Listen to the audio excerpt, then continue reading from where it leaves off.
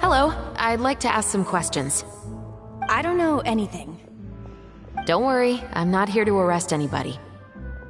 You say that now. It's the truth. Here, take this as my guarantee. Wait, did Paimon just see what she thinks she saw? Is the captain of the Special Patrol bribing a citizen? Seems you're different from the other guards. What do you want to know? Have you heard anything related to Muskets and Fleuve Cendre lately? Anything at all? Muskets, huh? All I know is that about 2 weeks ago, we started hearing some loud noises at night. So loud that it's been waking me up. Were they gunshots? Possibly. It's hard to tell around here. Someone's house collapsing, a pipe exploding somewhere, it's all the same. But the noises I'm talking about definitely happened after I fell asleep. Do you know where the noises were coming from? I don't remember clearly. Is it that you don't remember, or that you need to think about it some more? You tell me. Then please, think about it some more. She's giving her even more Mora!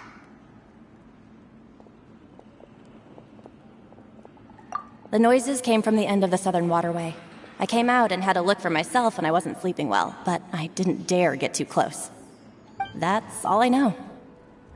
All right, I'll take your word for it. Thanks for the pâte de fruits.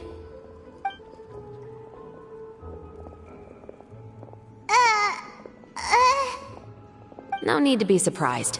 I grew up here, remember? I know how to get people around here to talk. My apologies, I'm all out of sweets. Though I do have some other tempting snacks in my custody. Fries, fried chicken, and even onion rings.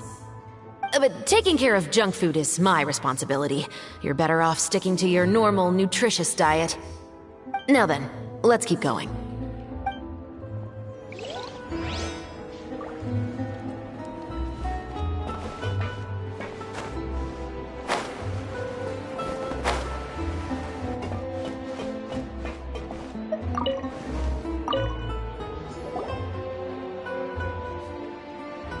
It's been a while, Tetro. Please, just get on with your request. I want to know if you've heard anybody talking about muskets lately.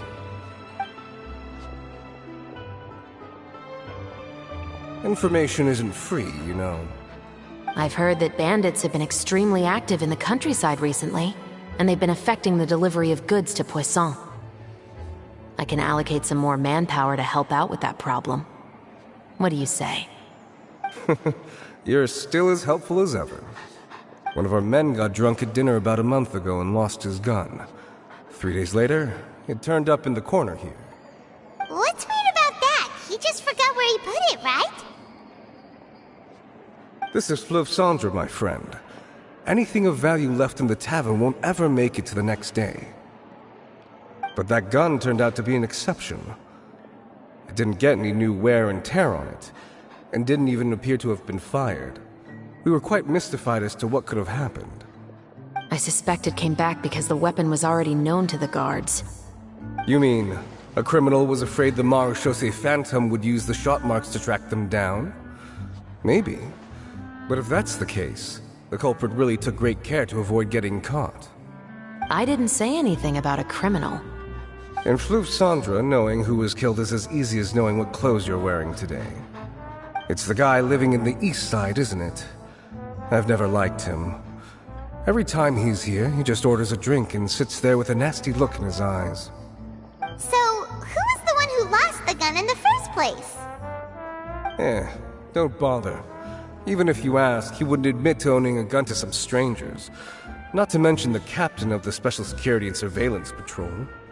He's right. I know you grew up here, Chevreuse. Even though you're on good terms with the Spina, you've still been gone too long. Not many people know you here now, and a lot of people don't like the Special Patrol. I know. So take my advice and don't show your face too much around here. It's for your own safety. I'll come and go as I please, and I'm afraid I'll be appearing more often due to my work. All right. Don't say I didn't warn you.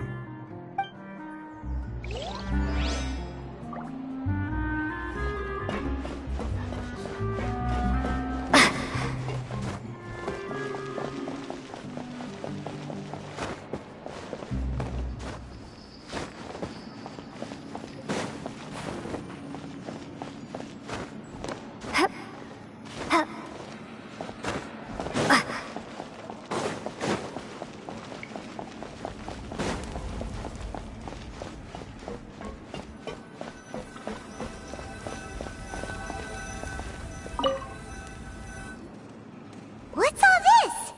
Some broken planks and barrels, as well as some liquor bottles? Yes, but have a closer look, Paimon. Even though somebody has purposefully tried to clean them up, these are obviously marks from musket bullets. In other words, someone was here trying to improve their shot. They were using the barrels and bottles for target practice. Oh, could it have been the killer? Your guess is as good as mine. Although many people at Fleuve Cendres own guns, few hide the fact from others. And even fewer would go to such lengths to hide markings from practice shots. Anyway, let's go. There might be more to this.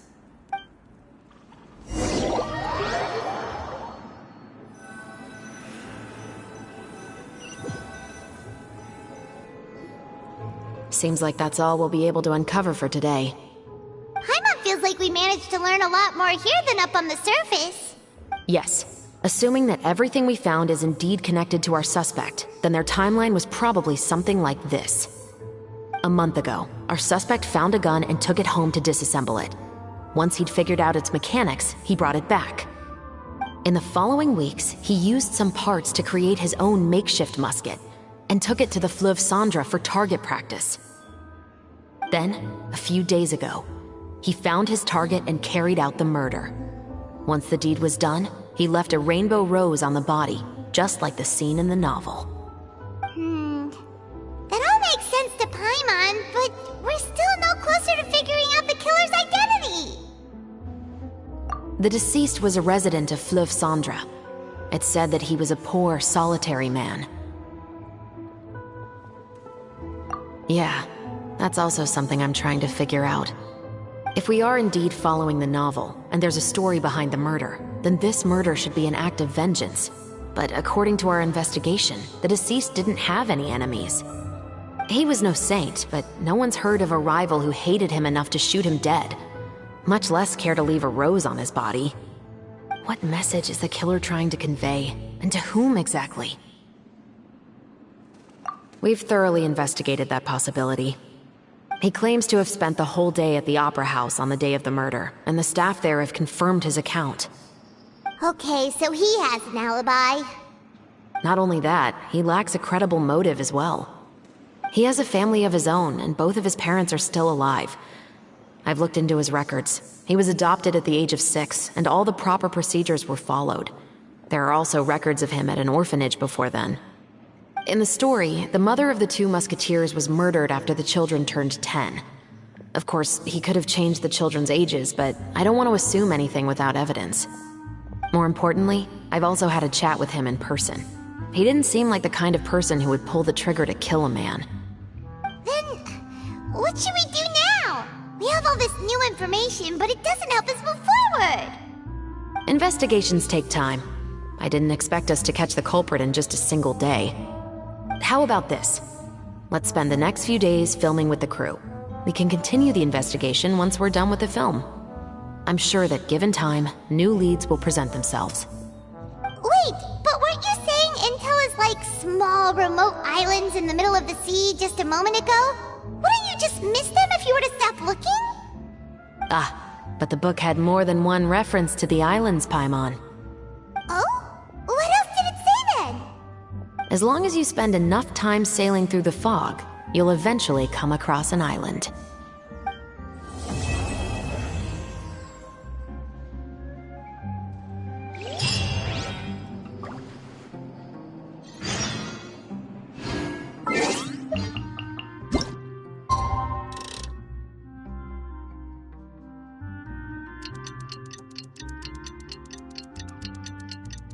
It's filming time again! Our schedule is jam-packed for the next couple of days, too. We've got so many different locations and sets to cover. Anyway, let's head out and meet up with the others.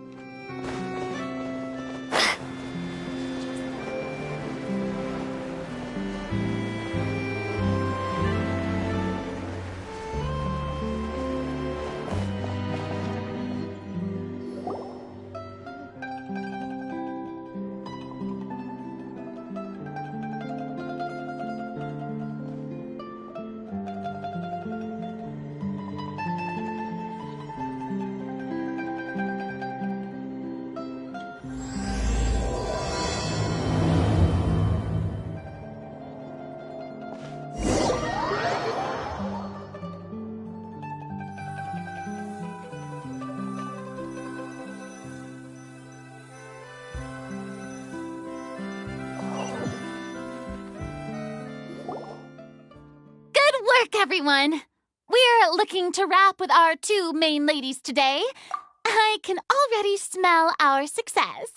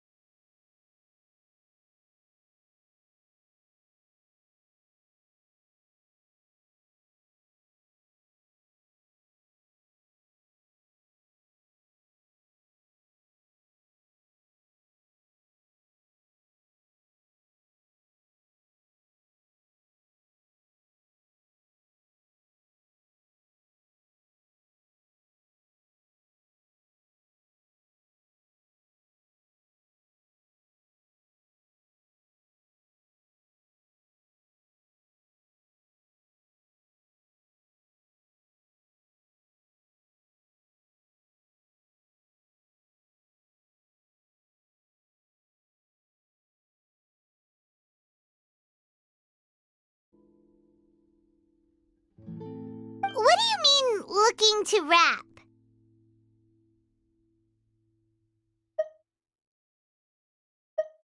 Oh, aren't you the expert now?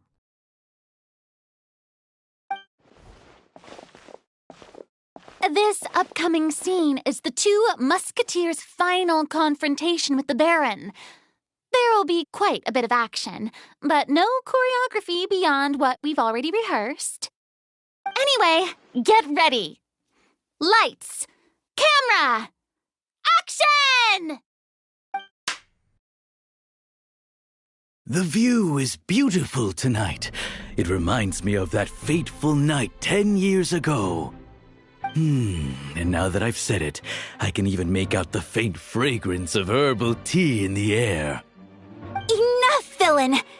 It's time that you pay for the death of our mother! My dear Iris, have you forgotten your manners? How can you speak like this to your own father? I'd sooner swallow all of my teeth than call you father. What did I expect?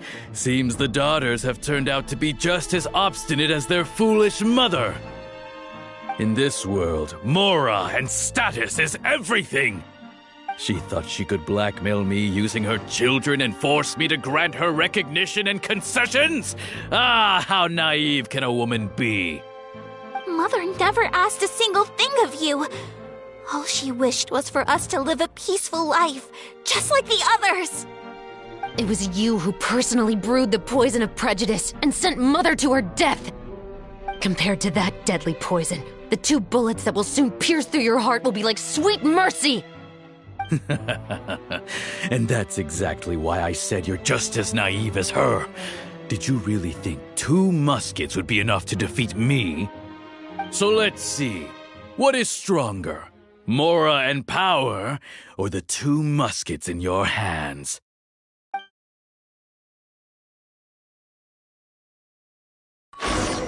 Get them!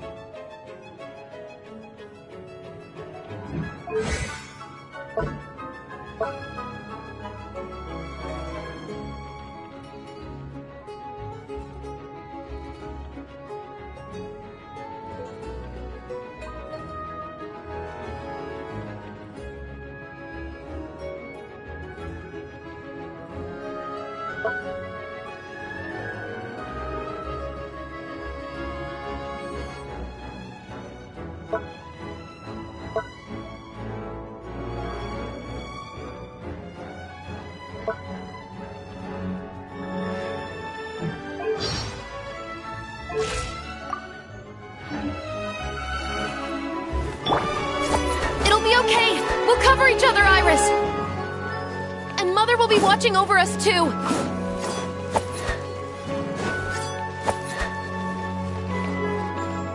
Hands where I stand down! Stop right there!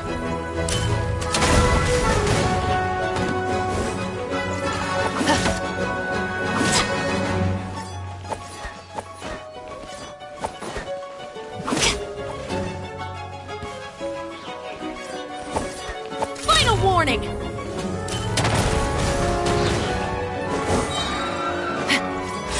asked for it!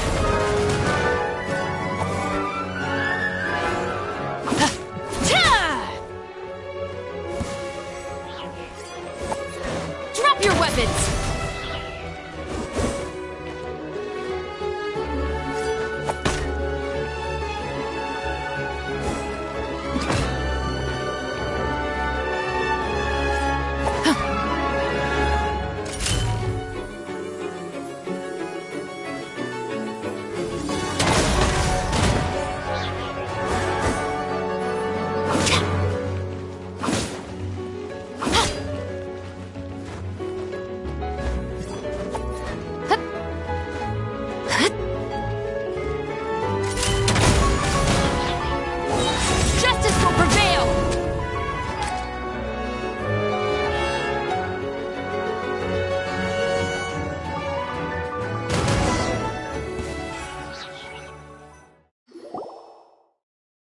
You've lost.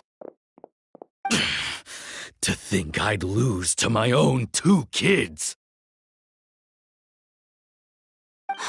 We are no children of yours, and we'll never call that place our home. Then tell me, what did you do all this for? You lost your mother, and will soon kill your father as well. What will you gain in the end, other than sentences for your crimes? We will gain our long-awaited justice.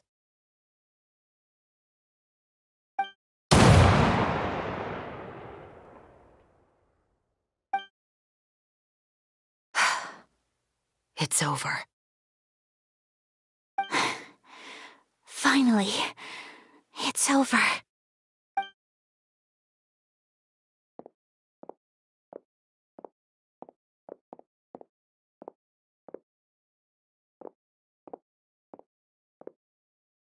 So, where will you go now, Tulip? I'm not too sure, Iris. Maybe somewhere with lots of flowers? After all, Mother always did love going where the blossoms were. What about you? I want to go visit Mother's grave. Yeah, that's not a bad idea.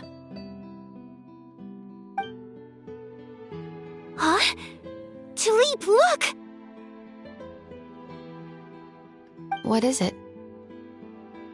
It's Mother's favorite, the rainbow rose. Look, it's blooming again.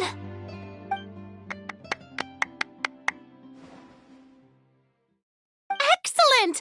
That was beyond mesmerizing. Even I didn't expect the scene to go so well. And we got it in a single take. All right, everyone. We've got a wrap for Tulip and Iris. Congratulations, Ayaka and Chevres! Thank you. I didn't expect our parts to wrap so quickly. I wish I could savor the experience for just a bit longer. Paimon totally understands. Paimon's not ready to say goodbye to the clapperboard either. Filming has really been a lot of fun. You were great too, Chevres. The way you said, long-awaited justice. It gave Paimon chills. That is indeed my favorite line in the whole book. I still remember trying to act it out in my room the first few times I read it. Whoa, Paimon would have never guessed you're that type. Who doesn't like stories where the guilty are punished and justice prevails over evil? Don't forget, I'm the captain of the Special Security and Surveillance Patrol. Captain, I have something urgent to report. Please excuse me, everyone. I'll be back in just a moment. It's okay, don't worry about us.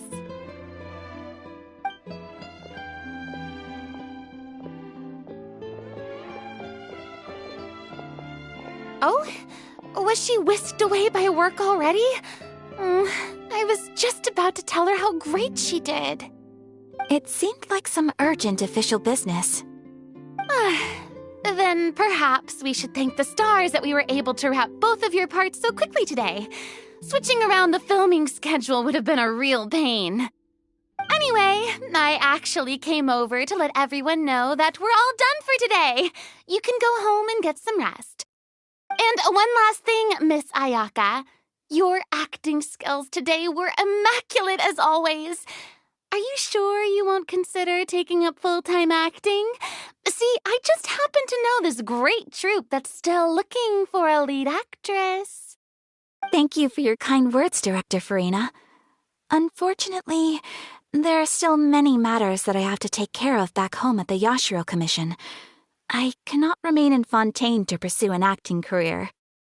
Nevertheless, I will make sure to treasure this incredible opportunity in my heart. Oh, that's a shame, but I understand. Just let me know if you ever change your mind. I believe it's also about time for me to take my leave. But hopefully I'll see you on set over the next few days. Even though my part's wrapped, I'd still like to swing by and help out the crew. See you tomorrow, Traveler and Paimon. Yep, see you tomorrow! Well, should we do next? Maybe we'll go investigate the case some more with Chevres today. Traveler, Paimon, please come with me. Huh? Where are we going? You could say that our ship has finally chanced upon one of those small, remote islands of intel.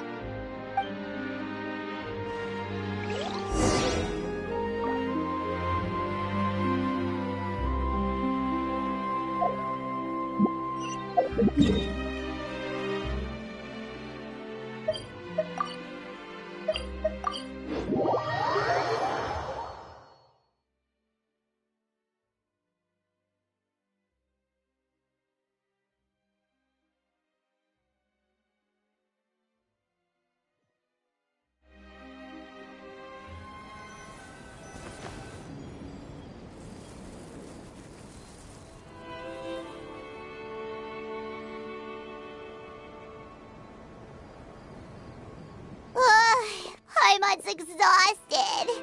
Paimon definitely didn't expect having to float this far after a full day of filming. So, Chevres, why did you take us here? Affirmative. It wasn't anything conclusive, but it should show us a clear way forward. Have you ever heard of someone by the name of Emily? Oh, you mean that famous perfumer? She's a good friend of mine. She's lent me her aid several times in the past to resolve some difficult cases. After I discovered the rainbow rose at the scene of the murder, I sent it to her. After all, she's probably the foremost expert on flowers and scents in all of Fontaine. And then? There was nothing remarkable about the flower or the trace amounts of soil left on it. But according to Emily, the rainbow rose left by the killer was derived from a very rare cultivar. Huh. Paimon didn't know that there were different varieties of rainbow rose. Paimon just thought they grew everywhere in the wild. Flowers that are deliberately cultivated will always show some different features from those that bloom in the wild. We already knew that the rose left at the scene belonged to a special cultivar, but with Emily's expertise, we were able to pinpoint the place where it was first picked from. Oh, Paimon gets it now. So whoever first planted that rainbow rose was probably the killer. Precisely. And after we checked what we learned against some sales records from the past, we discovered that there's only one person in all of Fontaine who could grow and sell this specific cultivar. Really? And who is it? It's the novelist. But didn't you say he had an alibi? To be clear, I haven't changed my mind about him. I still don't think he was the one who pulled the trigger. However, that doesn't mean the true culprit never visited him at his home or never purchased a rainbow rose from his garden. Whatever the case, we will have to confirm a number of things with him. So you mean the next place we need to go is... Yes, we're going to pay him a visit at his home.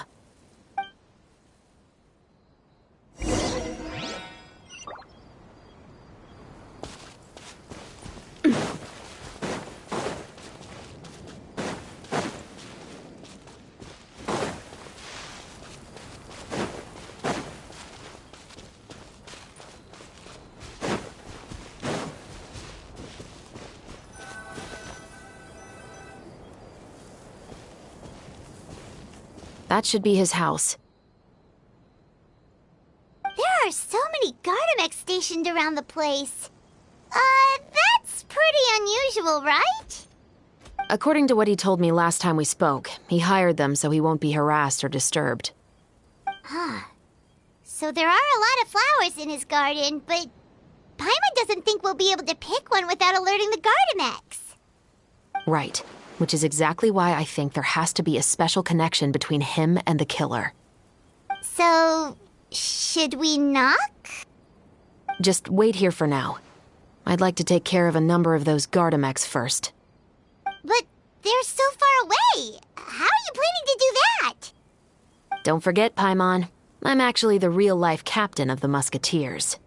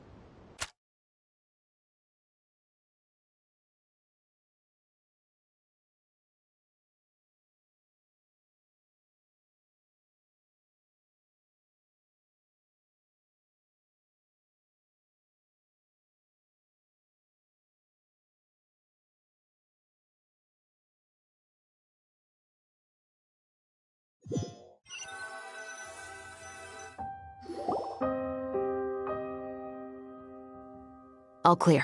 Let's go. Wait! Paimon's a little nervous now that we know he could be the killer. Can we go over our plan of action again? I'll go knock on the door and make sure it's safe inside. Once we're sure that we're in the clear, I'll ask him to come with us for a quick round of questioning at the guard's headquarters. But can't we just arrest him? We still have no evidence that he's the killer, or that he lent the killer any direct aid. Still, it would be appreciated if you could pick a rainbow rose from his garden for me while I'm talking to him. It'll help the Marachose Phantom confirm Emily's theory. Sure, no problem. Just be careful, Chevres.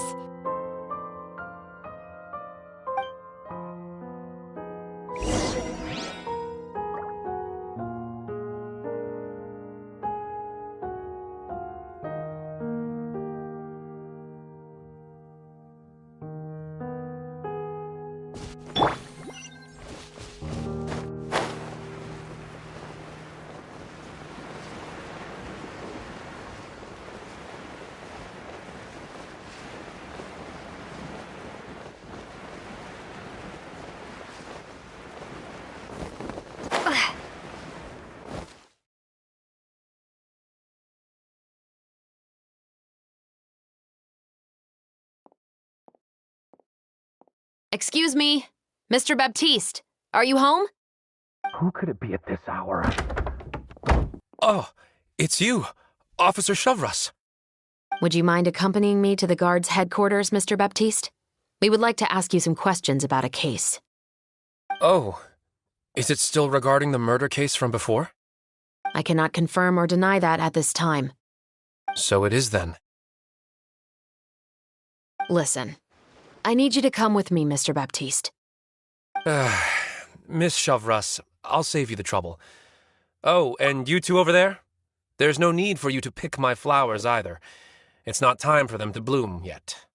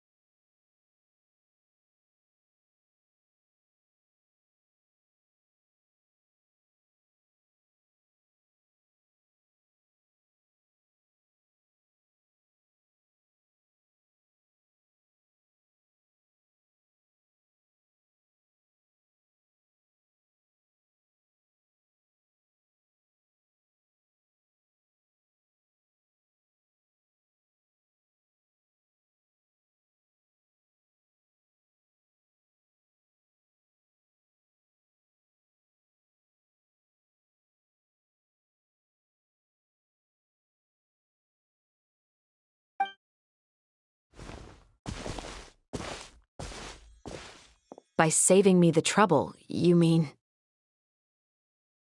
I will confess. I was the killer.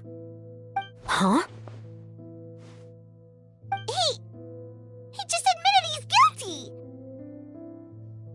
Please relax, everyone. I'm not armed. The musket you're looking for has been buried in my backyard.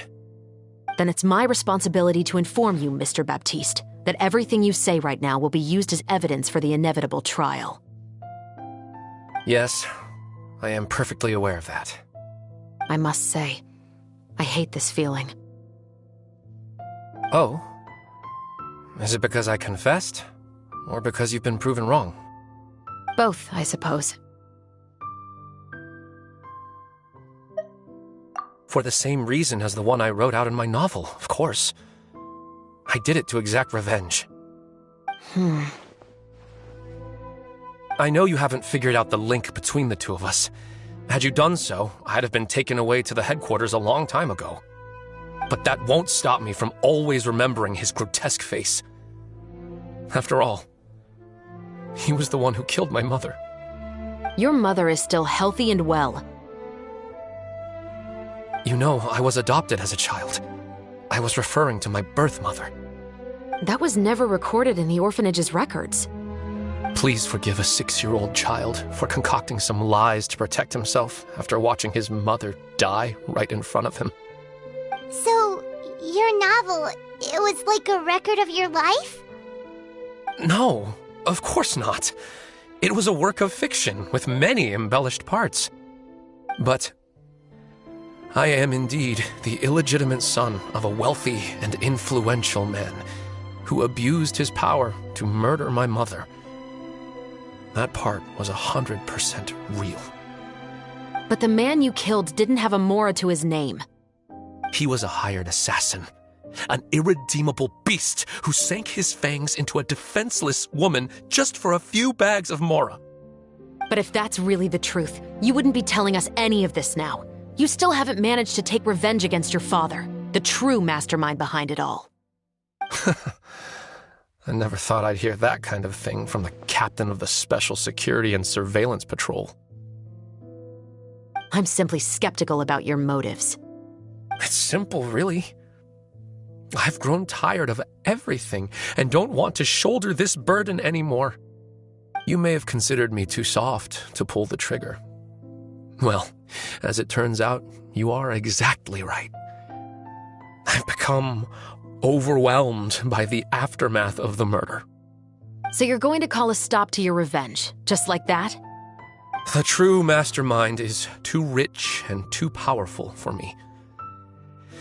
I've accepted that I will never be able to avenge my mother alone. And so what? The characters in your book never gave up. Now, Officer Chavras, I'm the one who has killed a man, aren't I? Are you trying to convince me to commit another crime? What's your father's name? How do you plan to prove the veracity of all of your claims? Well, I'd like to speak with you privately. Sure. Why don't we speak privately at the guard's headquarters? No, it has to be here. I must ensure that we won't be overheard. Fine. Let's talk here. When I said won't be overheard, I meant by anyone. I would like to speak with you and you alone.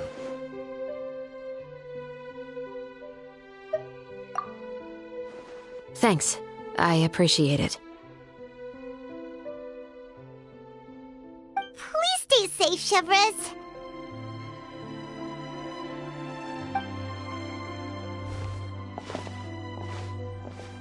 All right. Let's hear it. Will you really believe what I'm about to say? Well, that depends on what you're going to tell me. Fair enough. Fair enough. Then listen closely.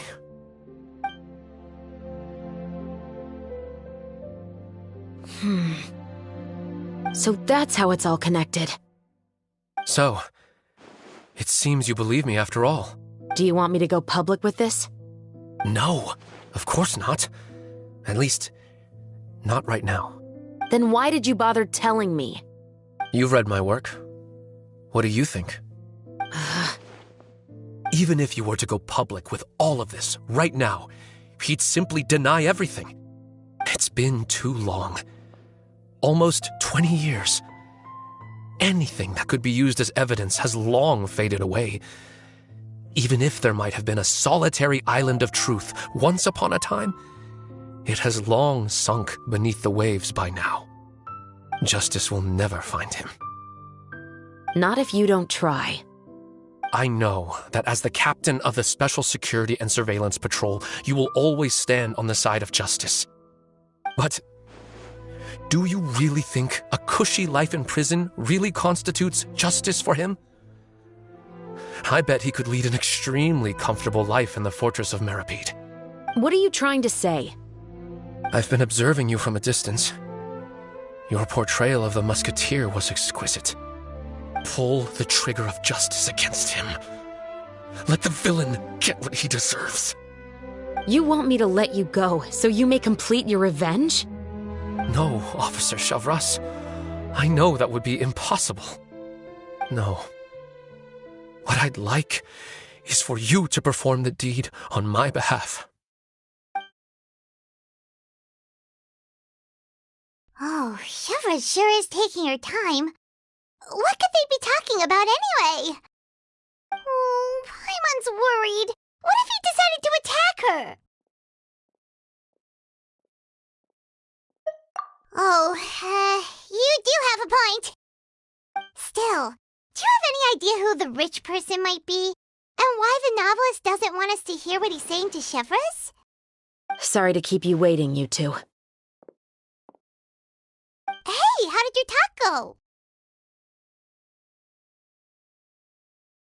I've already sent someone to escort Baptiste back to the headquarters for questioning. He wasn't lying about the musket. It was indeed buried in his backyard. But what about the name? Did he tell you the name of the rich guy? Yes, he did. But for now, I have to return to the Special Patrol. There are still a few loose ends I need to tie up. I'll probably be quite busy over the next few days, so apologies if you don't see me on set. All right, Paimon understands if you can't tell us everything you know. We'll just keep an eye on the Steambird then. Actually, there's still something else I need your help with.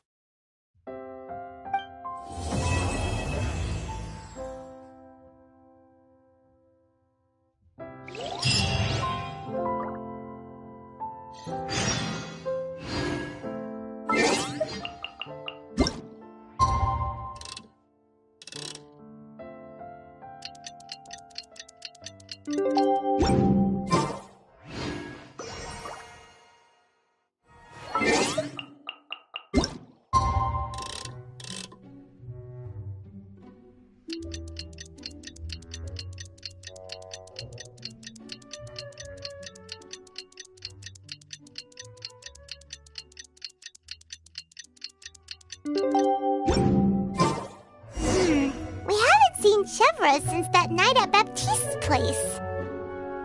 Well, guess there's no point in worrying about it now. Let's go join up with the others.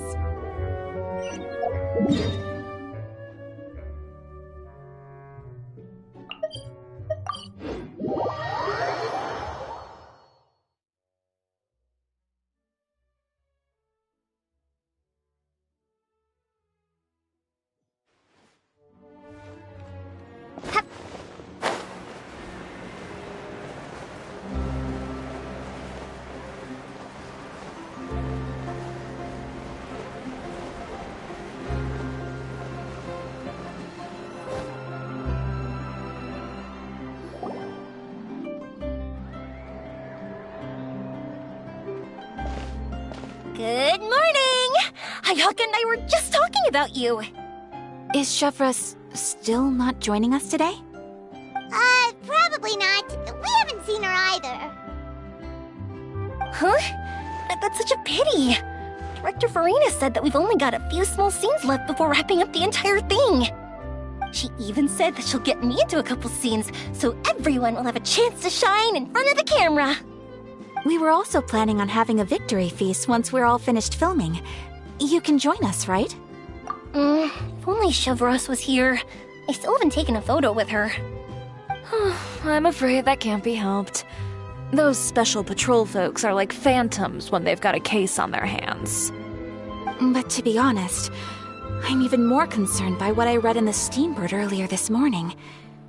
It said that the killer in the murder case was none other than the author of the Two Musketeers. Oh yeah, I heard about that too. He came forward and confessed his crimes, but gave no explanation as to why he pulled the trigger. We didn't know about this case at all when we joined the film. Is it going to affect the reception of our work? From a pure publicity standpoint, this will draw a lot more attention to our film. I have to say, though, that no director can be perfectly comfortable with garnering attention through means other than artistic skill. To be fair, I feel like that ship sailed the moment you allowed yourself to be named as the director on our posters. It's not my fault that I'm super popular. What was that saying again? My popularity has, Sunk to an all-time low? spread to the four corners of Tibet.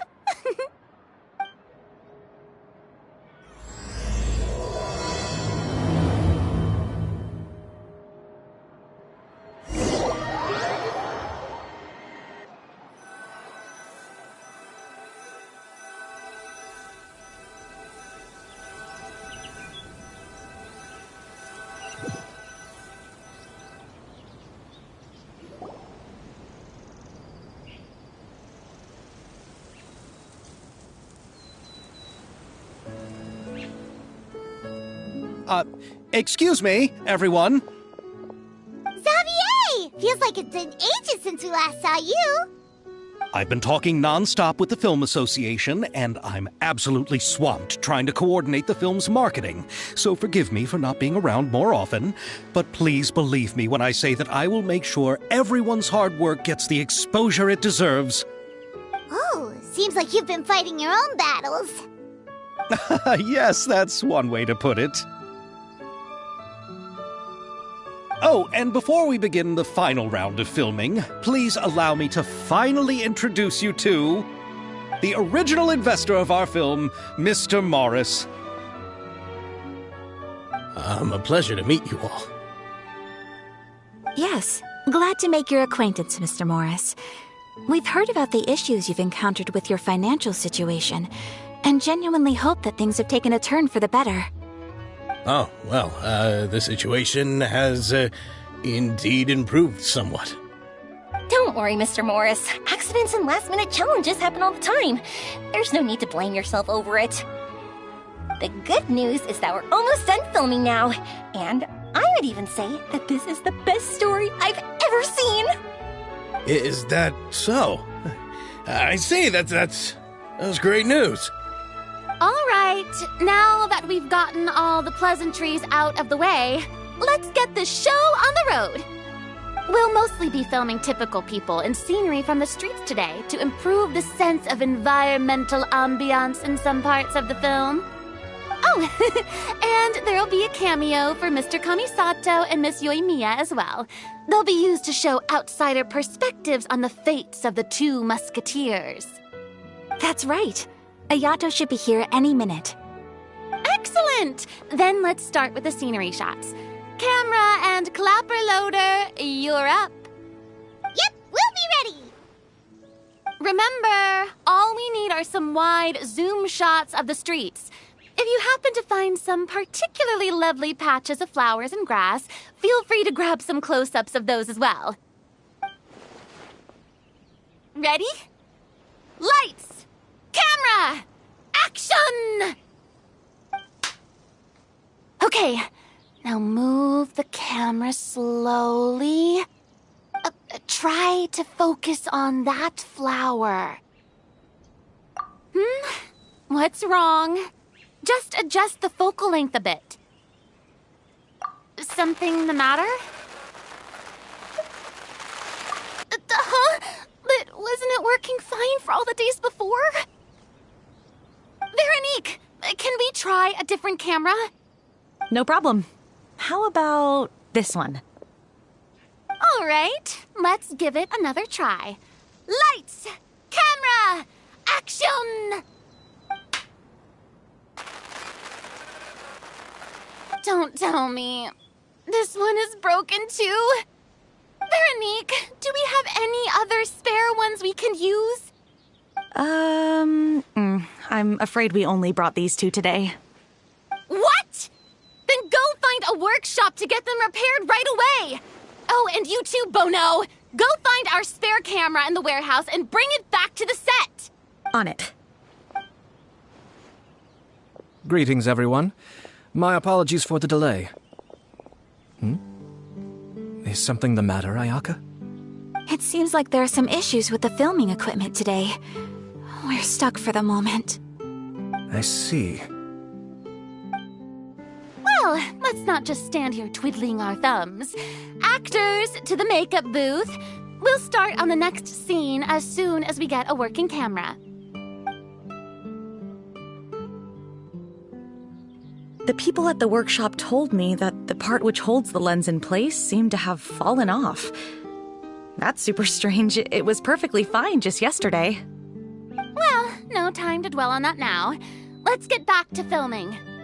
Ahem! Quiet on set! Places, everyone! Lights! Camera! Action! By the way, have you heard about that recent murder case? Yes, I have.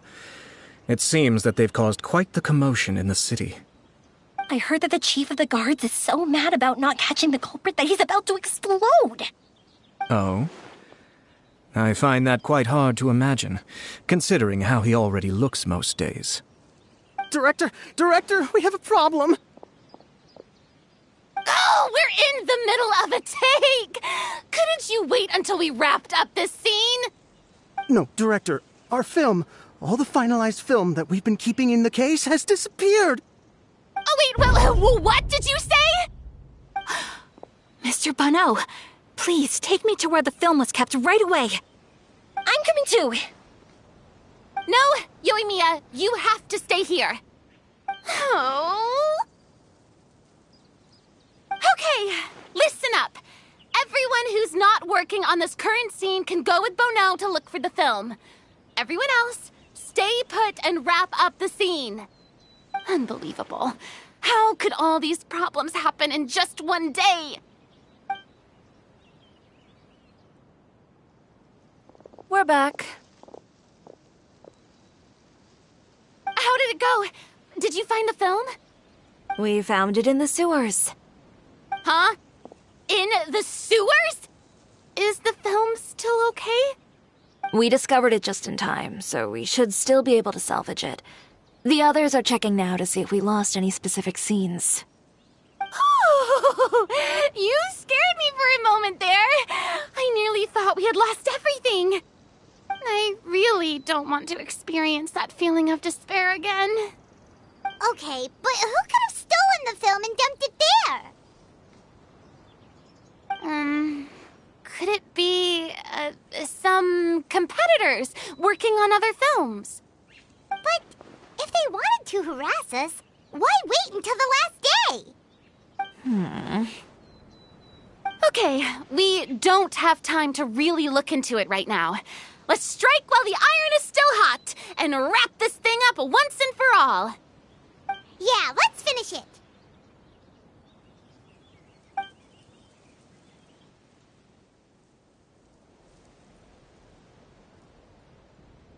I would like to officially announce that our entry to the festival, The Two Musketeers, has now concluded filming! Paimon is spent. It's so late already. Even though the filming process proved to be extremely challenging, everyone provided valuable and unique contributions to the final product. Thank you all for your dedication and support. And just like Director Farina, I would also like to extend my most heartfelt thanks to all of you. Really, you've all helped me so much. All right. Let's save the awards speech for later, and hopefully also get some rehearsals in before the real thing. Anyway, now it's time to party! Let's all make our way to the beach and have a celebration feast so loud and fun that even the blubber beast will want in. Party! Party! Paimon wants to party!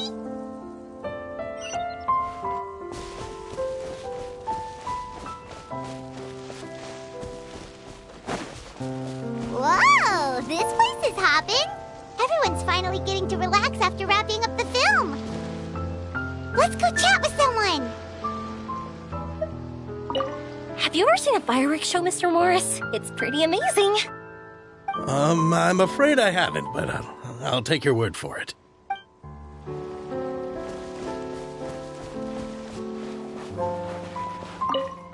Oh, this is turning out to be quite the party.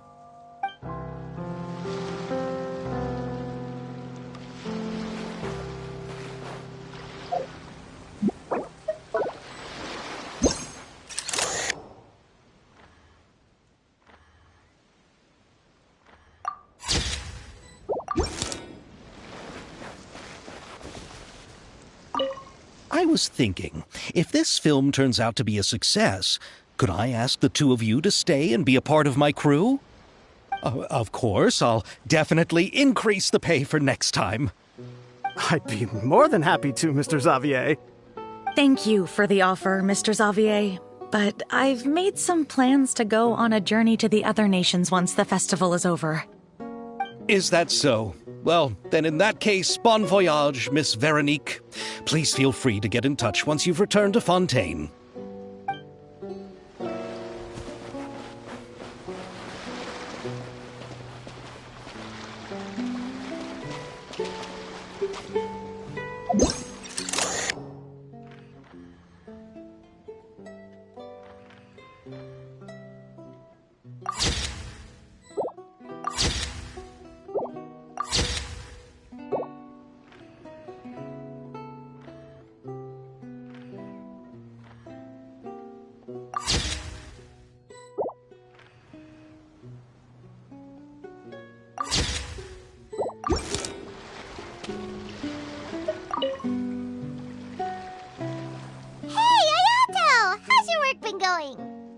Everything went rather smoothly. Thank you for your concern. Ayato told me that we've already confirmed the dates for some Inazuma Fontaine cultural exchange events.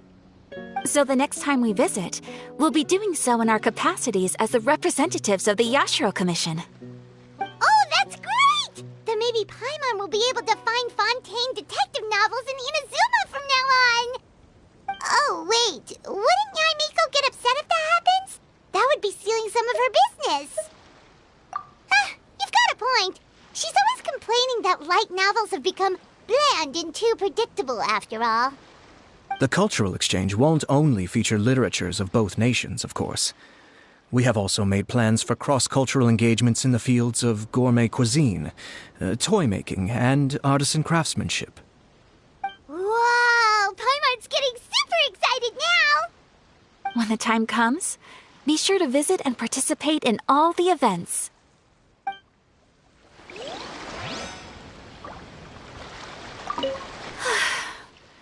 I wish we could have spent some more time here. Don't worry. It won't be long before we're back again.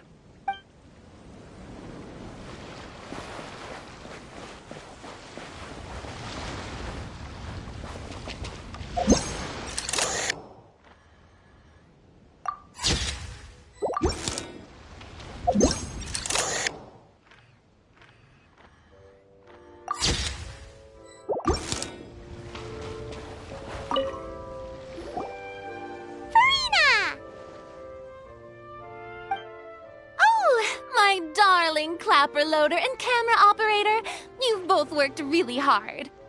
Paimon thinks you worked even harder than us. Honestly, Paimon was getting a little tired of playing with the clapperboard by the end of it. Worst of all, Paimon started having dreams of you shouting, "Lights, camera, action!" into Paimon's ears. The actual dream can't even start until you've yelled that. Hey! If anything, shouldn't I be more grand and delightful than your dreams? We've been through so much together, and that's how your brain remembers me? That's not Paimon's fault. We've just used the clapperboard too much lately. Anyway, what's most important is that we've wrapped the film. I'm pretty confident that we'll take first prize. Hey, no need to mention the official name. Wait, now that you mention it, if we did win the prize, would Farina just get a statue of herself? Come on, I don't need that kind of attention. Xavier can accept the reward on our behalf. But just imagine! Farina accepting the Farina Award and holding a Farina statue.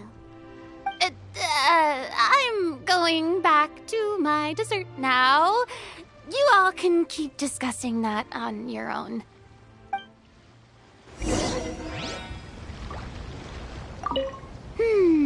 What kind of dessert should I try next?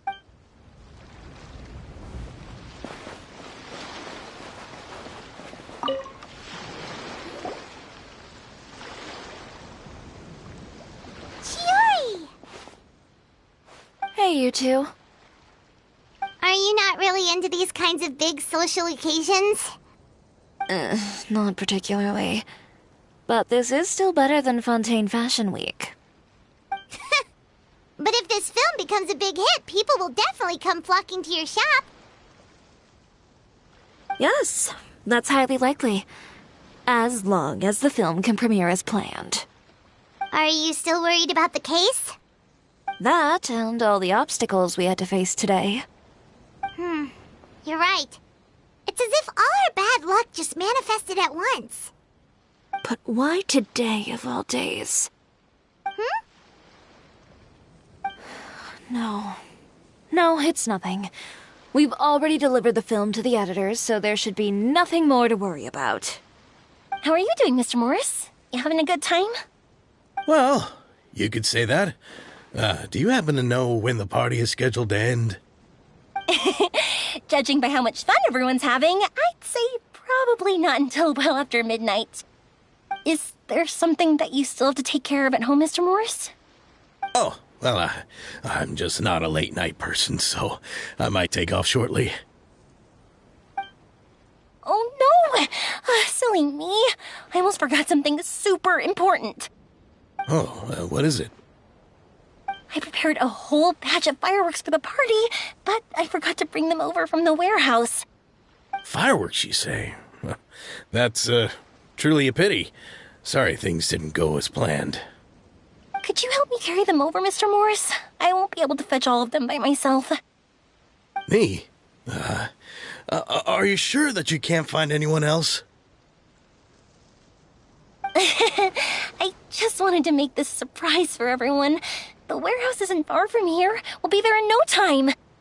Pretty please, Mr. Morris. These are some of the best fireworks I've ever made. So I also want you to see them before you leave. They're stunning. I promise that they'll be a once-in-a-lifetime experience that you'll never forget. But... It's okay. Just come with me. If we're sneaky enough, nobody else will see us leaving. All right.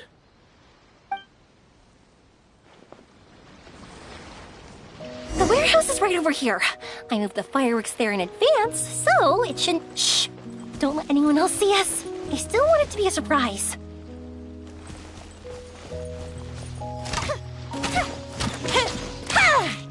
Fire hazard!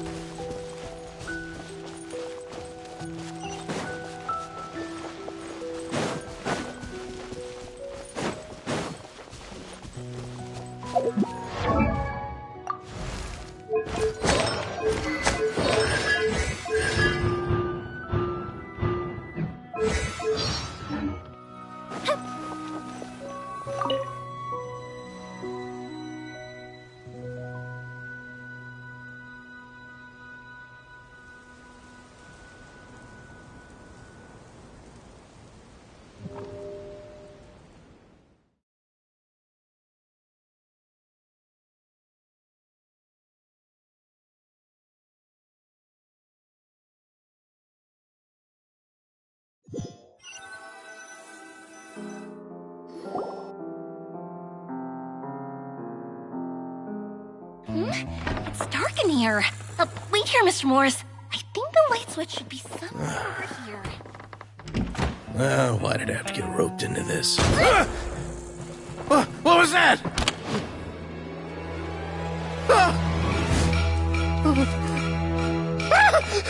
Who's there? Get me out! Get me out of here!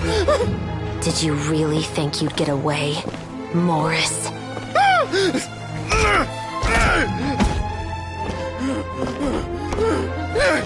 You've got the wrong guy! It wasn't me! I'm not the killer! You know, Eliza died a far more heroic death than this. She fought your assassin to the end, to save the children she had hidden beneath the floorboards.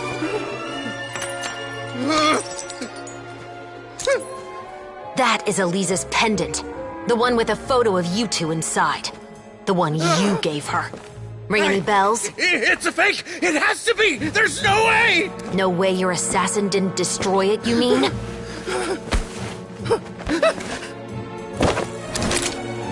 Did you ever love her, Morris? Or was killing her always the plan? No, please. Listen to me. I told Eliza to keep us a secret. I paid her plenty for her silence.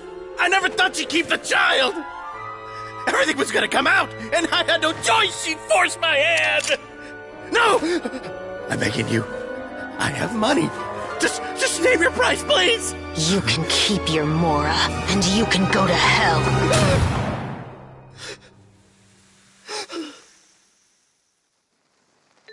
I'm Captain Shovraz of the Special Patrol. Morris, you're under arrest for Eliza's murder.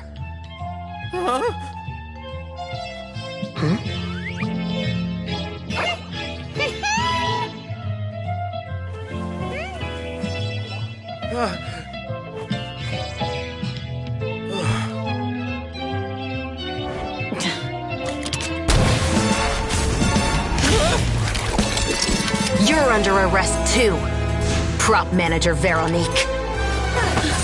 Or perhaps I should call you the Second Musketeer.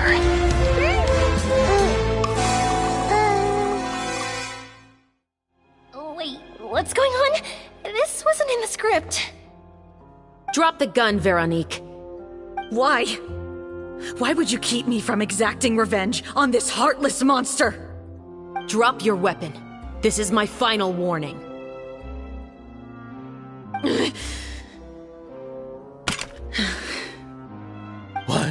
What is going on?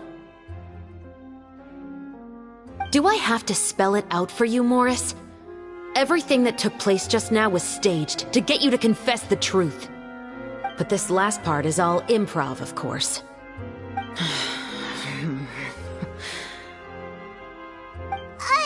Shivers, you told us you wanted us to help you stage a play. You never said anything about the Second Musketeer.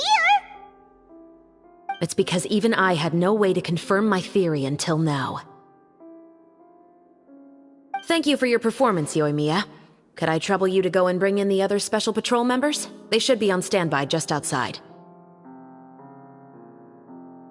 Oh, and please tell the other cast members not to worry about us. We'll be rejoining them shortly. On it!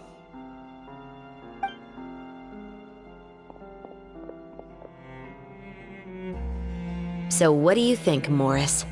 Care to talk about what happened 20 years ago? My patience is limited, you know. Don't force me to take you back to the interrogation room. I'd wager that you wouldn't last for more than a minute in there. With the recording we made, you have no chance of winning in court. Cooperating with us now is the most practical move. All right. I'll talk. I hired an assassin to murder Elisa. She once worked as a maid on my family's estate. She was very beautiful, and after some time I fell for her. We kept our relationship a secret and carried out an affair for some time, but it wasn't long before she became pregnant. And if my parents ever found out, they would have stripped me of my inheritance and status, driven me out of my home. I also didn't expect Elisa to insist on bringing the pregnancy to term. She even asked me to leave my family and travel far, far away with her. She believed that you were truly in love with her. I didn't have a choice. I gave her a large sum of mora, told her to leave the family and to get rid of the baby. But then years later, she sent me a letter. There were photos of 2 children, and she even asked if I could find some time to visit them. Huh? 2 children? Paimon thought Baptiste was the only... You mean... Even if she had the children against your will, you could have just ignored the letter entirely. Why kill her? I had just gotten engaged to be married to an heiress from another wealthy family. So if anyone were to find out about Elisa, my life would be completely ruined. I didn't have a choice. No. You always had a choice. You just made the wrong choice. Again. Do you know how it feels to watch your mother be killed right in front of you? My brother and I were hardly even school age yet. We were hidden beneath the floorboards, grasping each other's hands like a lifeline. We were so terrified that we didn't even know we could ever take a breath. All we could do was to watch Mother try to fight back, and then collapse to the floor. Even after the assassin left, we were still too terrified to leave our hiding spot. We thought that he might come back. It was only until the next evening when we finally climbed out and gathered around our mother.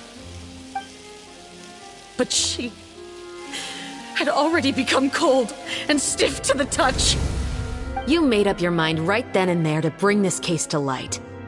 Not only that, we resolved to get our revenge.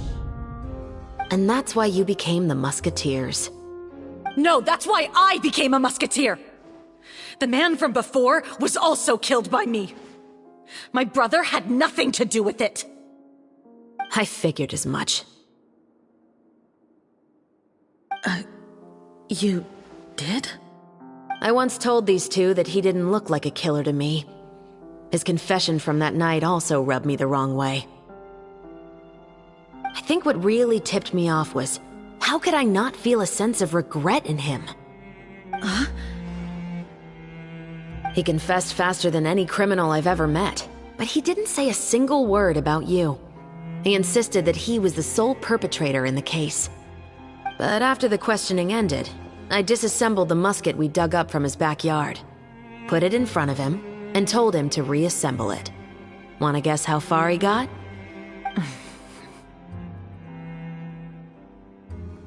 He had no idea where to even start. He's never touched a gun in his life. Based on that, I determined that he was not acting alone. He only surrendered himself to draw our attention and create a moment of opportunity for his partner. So, I decided to play along. And as expected, the second Musketeer followed us without hesitation once she saw Morris get separated from the rest of the cast.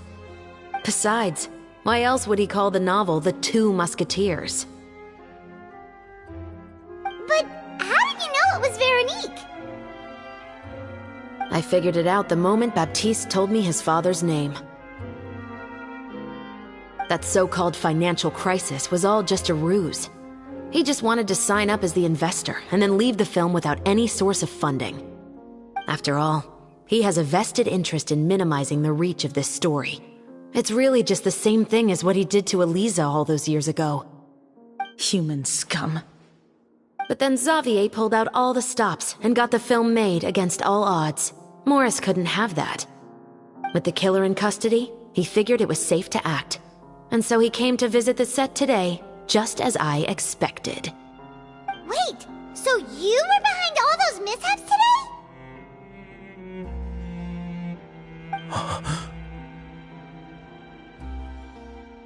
As for the identity of the second musketeer, I assumed they'd probably stay close to Morris and look for an opening. And if they already knew that Morris was the film's investor, then that narrowed the list of potential suspects as well. Furthermore, being the props manager would allow the culprit to avoid scrutiny by purchasing mechanical parts in the name of the crew. With that hypothesis in mind, I went back to check Baptiste's orphanage adoption records.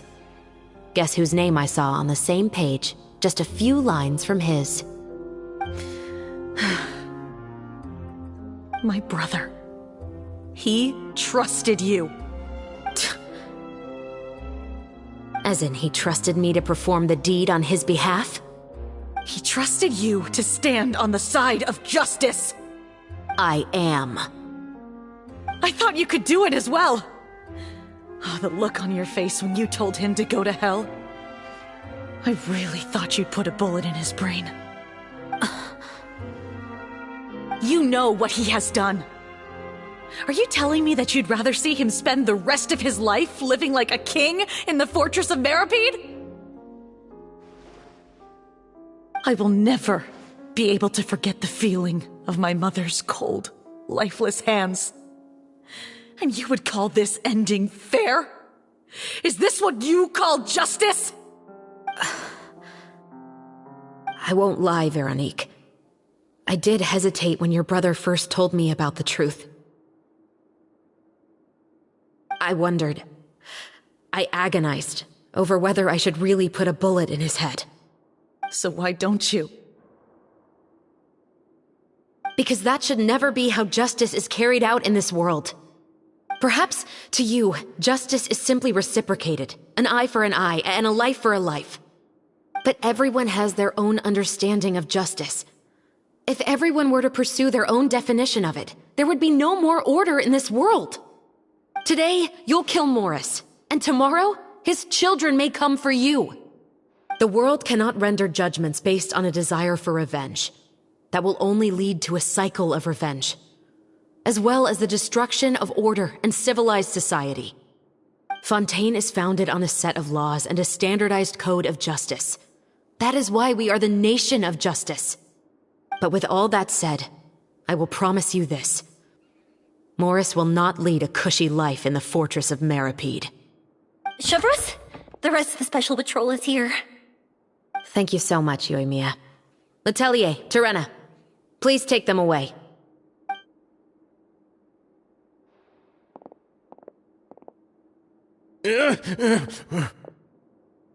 I still can't agree with your reasoning.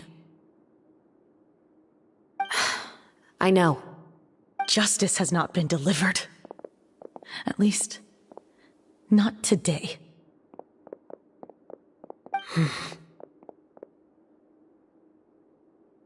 Chevreuse. Let's go. We should give an explanation to the crew. Thank you for your concern. I'm fine. I'm just thinking about the things in life that have driven people to take justice into their own hands.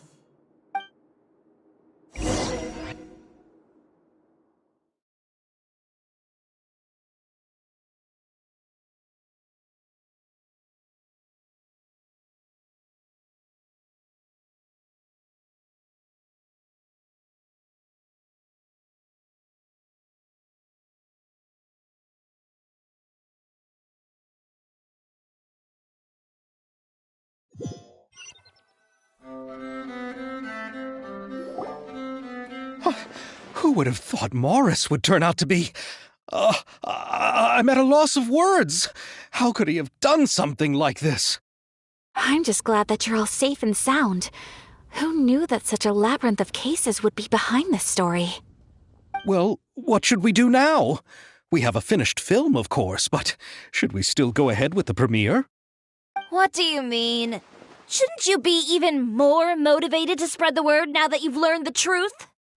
Chiori is right. I'd also like more people to see this story for themselves. But the real ending of the story seems to have deviated somewhat from the one in the script. Is that still acceptable to you, Miss Chevreuse? The call is yours.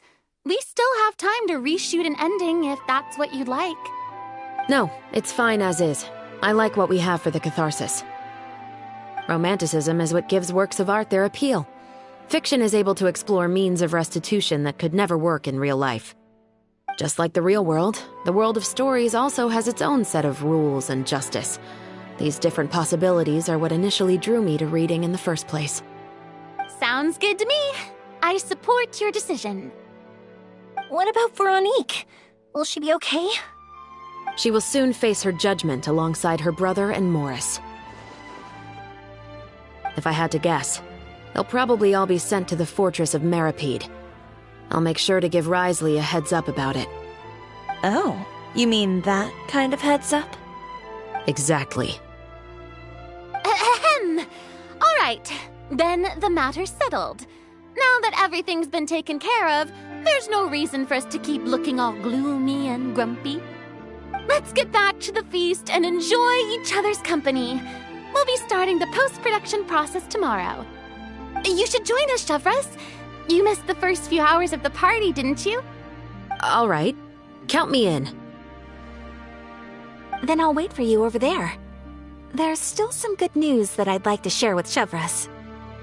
Traveler, Paimon, could you wait for me by the sea after the party ends? I'd like to go on a brief walk with the two of you. Thank you very much.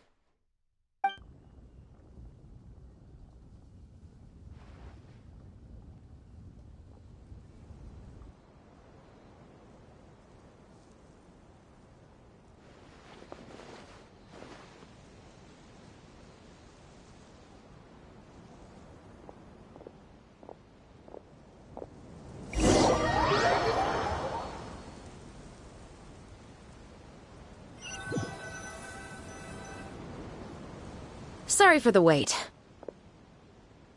Oh, we weren't waiting long at all. Is there something else you wanted to tell us? No, I don't have anything new to share. I just felt that since you were my investigation partners, I should have another conversation with the two of you.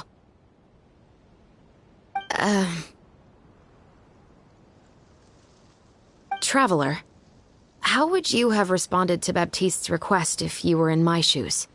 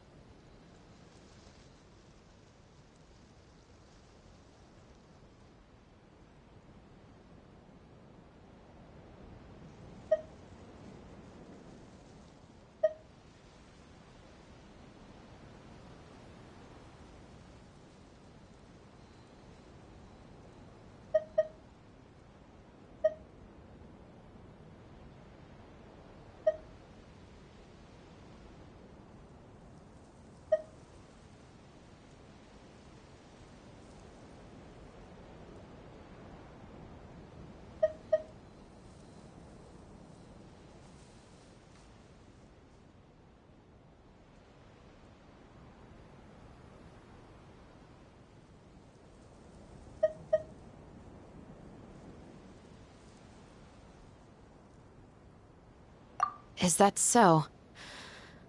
Well, thanks for sharing. When I was young, my father often took me here to swim. We'd come rain or shine, even when it was freezing cold. He told me that swimming was the best activity to train one's strength of will. You could never give up before reaching the shore, especially when the water was cold. Oh? Why's that? Because the moment you give up would be the moment you die. At that point, I still hadn't received my vision. One winter, the chilly wind felt almost like knives on my skin, and the seawater was so frigid that it numbed my toes the moment I stepped in. I cried and begged my father to spare me from having to swim across, but he wouldn't listen. He used to be a member of the Special Patrol as well. You could say it was his way of educating his children. That sounds awful. When he saw that I wouldn't stop crying, he just picked me up and tossed me into the icy water. The bone-chilling cold took away my senses.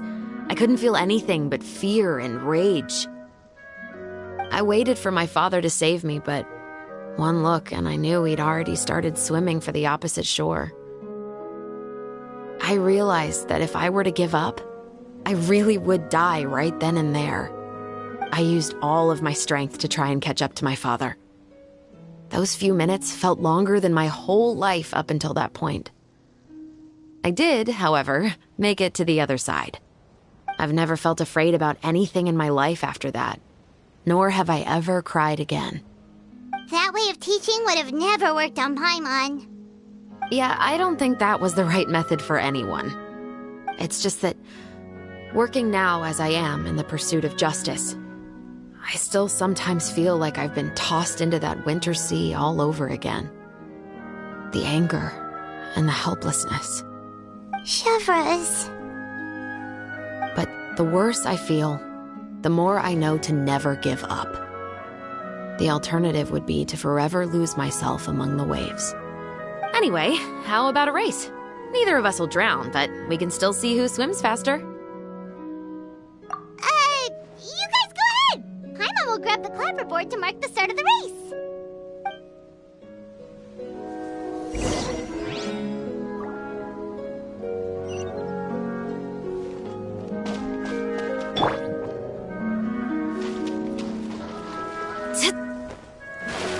Stop right there!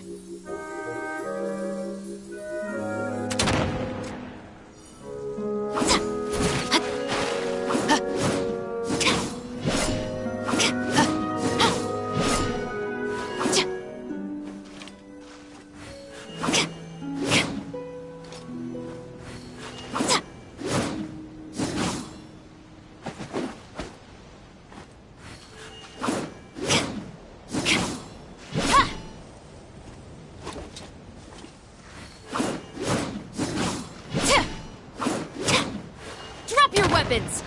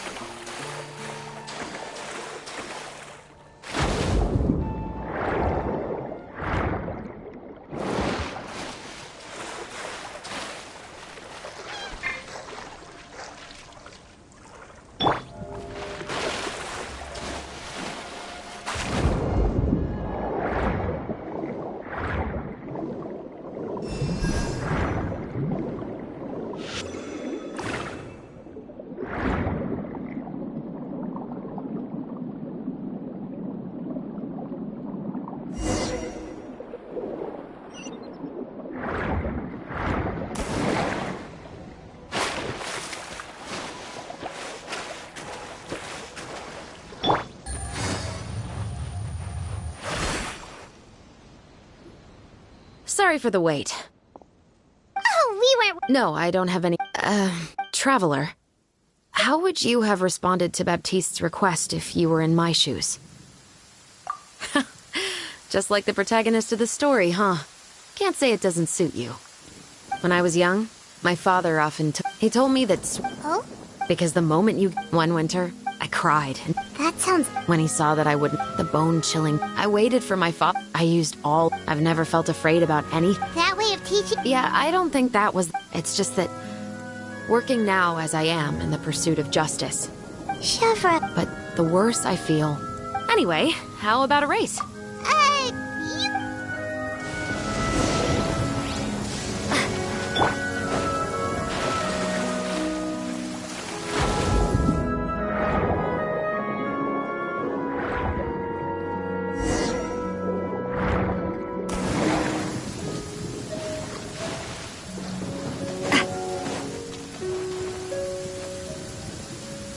Sorry for the wait.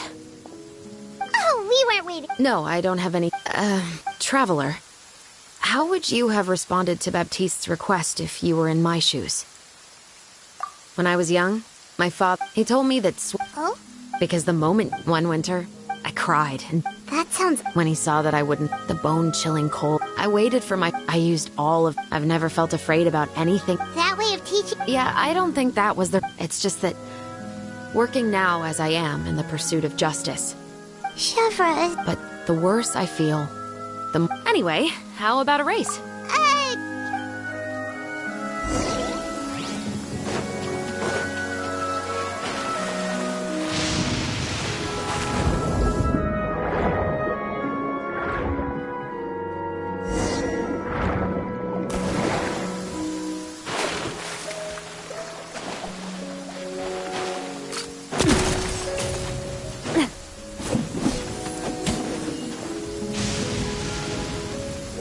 for the wait. Oh, we weren't... No, I don't have anything. Traveler. How would you have responded to Baptiste's request if you were... Just like the protagonist of the story, huh? Can't say it doesn't suit you. When I was young, my father... He told me that... Oh? Because the moment you give up, one winter, I cried, and... That sounds... When he saw that I wouldn't... The bone-chilling... I waited for my father. I used all... I've never felt afraid about any... That way of teaching... Yeah, I don't think that was the right... It's just that... Working now as I am in the pursuit of justice. Chevra... But the worse I feel... Anyway, how about a race?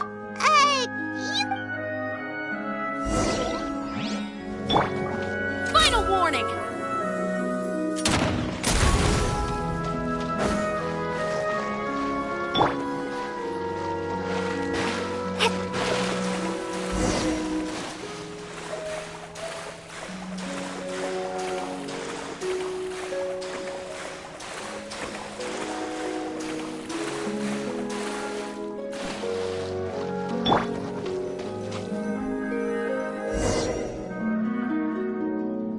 Oh, that felt good. You were so fast in the water, Chevras! You were swimming even faster than Paimon can fly! So, about the Special Patrol, did you join because of your dad? Partly, but I'd say I was more inspired by the heroes I read about in stories growing up. Oh, so it's due to your love of stories! Of course, it was only after I joined the Special Patrol that I learned that truth is often stranger than fiction. Come on, let's walk a bit more.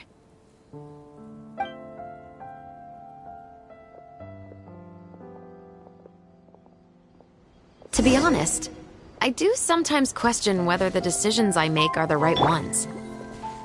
But I know that no matter what, I must keep swimming. Because the only thing I've got my eyes on is the shore in the distance.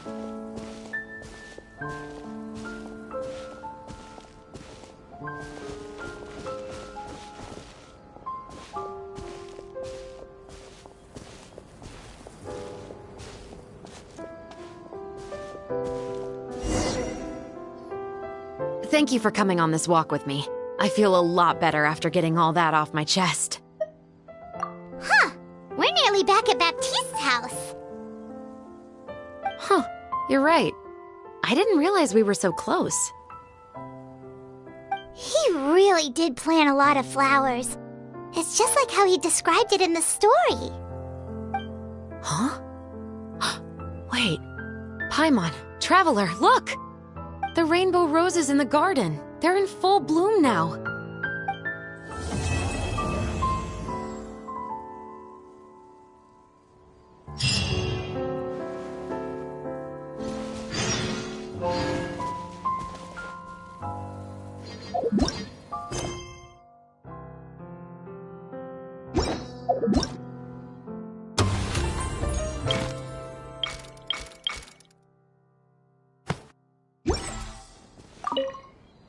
Even though it's a bit late, I must thank you for investigating this case with me.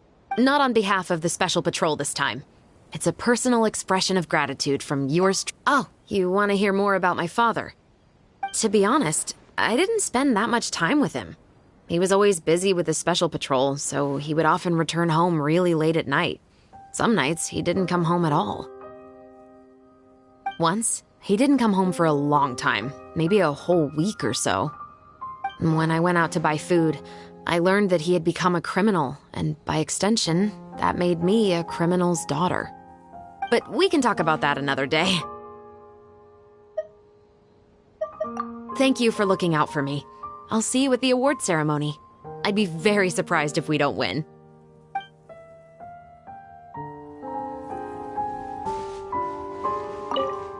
Even though it's a bit late, I must thank you for investigating this case with me. Not on behalf of the Special Patrol this time. It's a personal expression of gratitude from yours truly. I actually have a lot of sympathy for Veronique and Baptiste. I can understand the hatred they feel for their father. But that doesn't mean I'll allow them to walk the path of evil, even if it might lead to another sense of justice.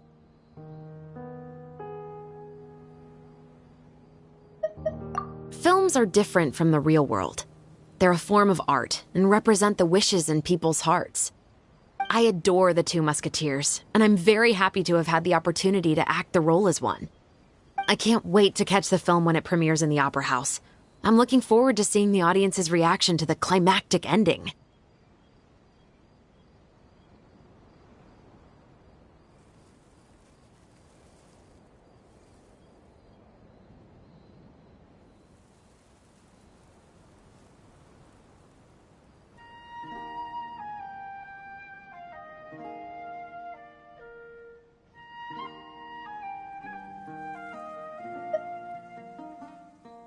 Thank you for looking out for me.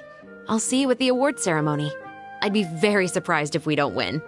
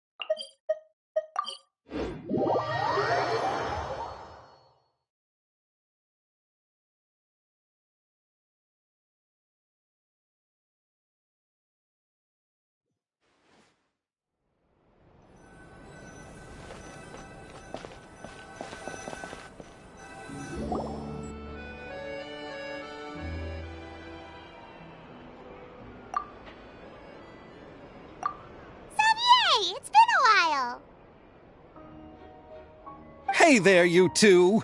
Sorry I've been scarce. I've been buried in marketing and preparing the film for release ever since we wrapped post-production. The award ceremony is today, right? Paimon wonders if we'll win the Farina Award. I'd give it a 90% chance. Farina! Oh, Paimon didn't know you were already here. You're earlier than everyone else. I'm sure the others will also be here in no time. Xavier, if we end up getting called on stage, shouldn't you come up with a name for our crew? But we don't even know if we're going to win. I wouldn't want to jinx our chances by celebrating early. Just open your eyes! Surely you've seen the audience's reactions to our film. We've had nothing but critical acclaim. You've also had conversations with the Opera House's operating staff, right? Didn't they want to increase the number of showings?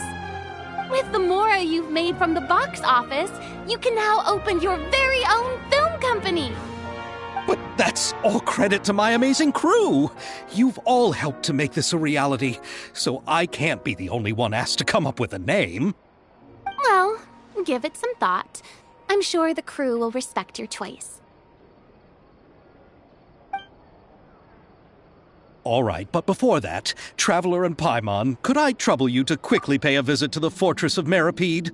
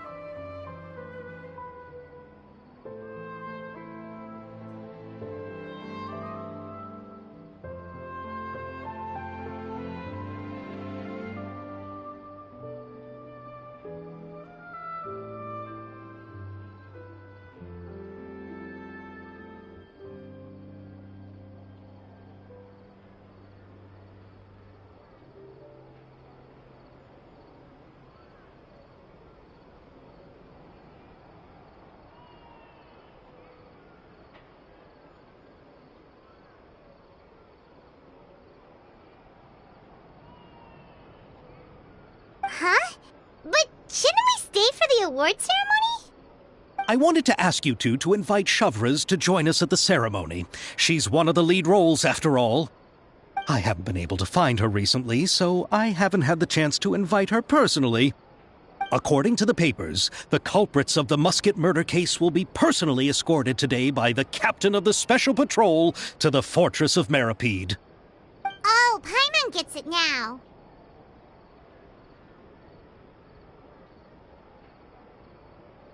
Yep, just wait here, Xavier, and maybe try to come up with a few snappy-sounding names. All right, then I'll leave you to it.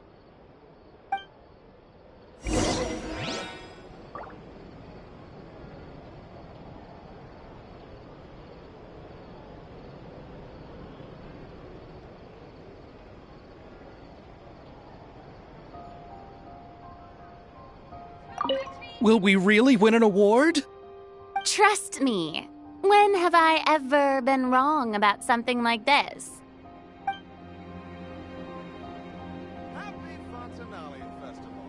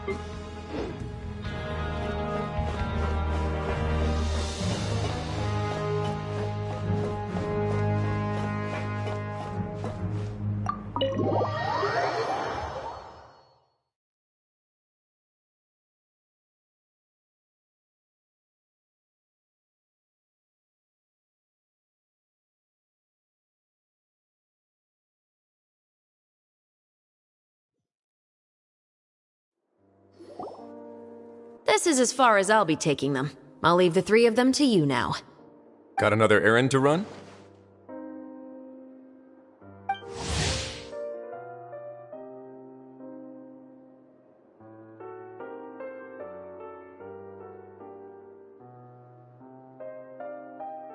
Something like that.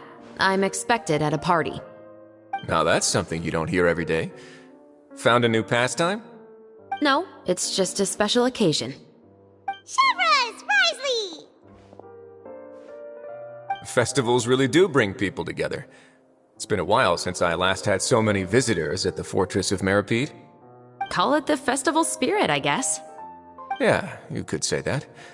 Even our head nurse has gotten herself all worked up preparing super deluxe nutritious shakes. Just one gulp and you'll have met all your nutrition needs. Were you talking about work just now? We've already finished discussing everything. So, what do you think about my heads up, Mr. Risley? I believe I haven't yet made any promises or guarantees. But you also didn't shoot me down. Here, how about this? You could give everyone a copy of the newspaper. Perhaps on the day when the cover story happens to, oh, I don't know, expose a certain someone's misdeeds from 20 years ago? I suppose then a certain someone may soon find himself the most unlucky person in the Fortress of Meripede? While another two people will soon be hailed as heroes. Speaking of heroes, did you two need something from me? Actually, we're here for... You're here to invite me to the party, right? Don't worry, I didn't forget. Ooh, then let's head back right away! See you, Risley! Happy Fontanalia Festival! And the same to you.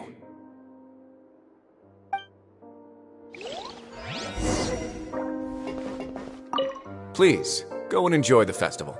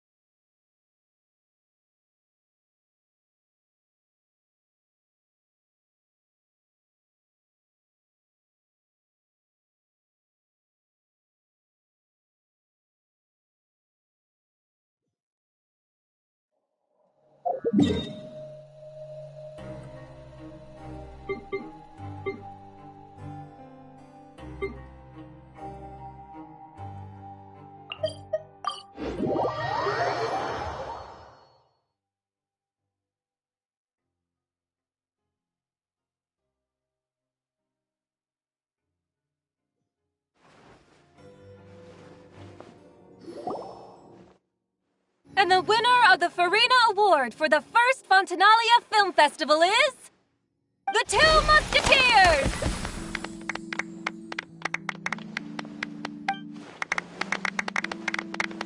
We won! We really won! Congratulations, Mr. Xavier. We won? I can't believe it! I really can't thank all of you enough! See? My takes on Fontaine's entertainment industry have never been wrong. Now, please welcome to the stage the producer of The Two Musketeers, Mr. Xavier!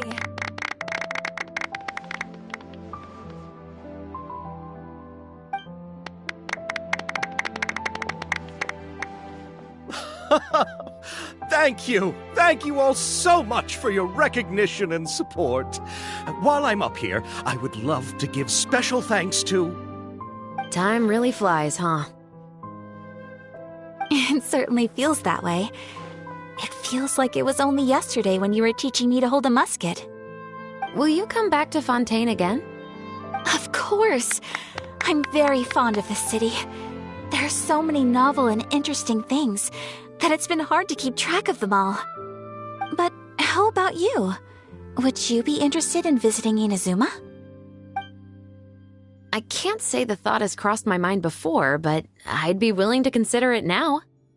I will be eagerly awaiting your visit. It would be wonderful if you could visit my home and enjoy a taste of our tea and desserts. Yeah, let's keep in touch. Did you accomplish all you came here for? Yes. And you should visit Inazuma again sometime. How has Ogura and her business been? To my knowledge, she's doing quite well. Tell her I said hi. I certainly will. I heard the thunderstorm has stopped. Yes, and the war has also been brought to an end. Peace and prosperity has returned to the islands. I quite like the sound of that. Perfect for hanging textiles out to dry. I'd like to offer my thanks again to the entire cast and crew. Without you, I would have never completed this film, much less had the opportunity to be standing on this stage. With the support of my entire crew, I would like to officially announce our film company, Musketeer Pictures! Woohoo! That has a really nice ring to it. Then in that case, let's please welcome all the members of Musketeer Pictures onto the stage for a commemorative photo. Oh, Paimon didn't know we'd also be taking pictures. Director Farina, I believe you are the most deserving person to raise this trophy. Huh? No. There's no need. It's so embarrassing. It's an honor the director deserves. Yes, I agree. Just accept that you're not getting out of this. Ready, everyone? 3, 2, 1. Musketeer Pictures!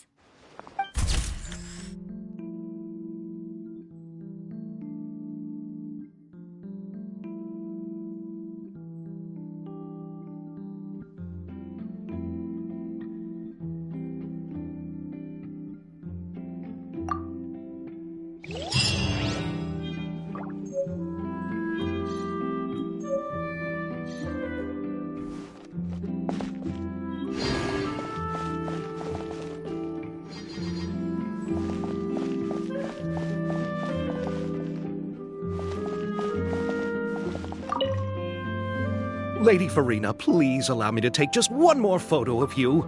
I would also love to get your autograph, just as a memento of our time together on the crew.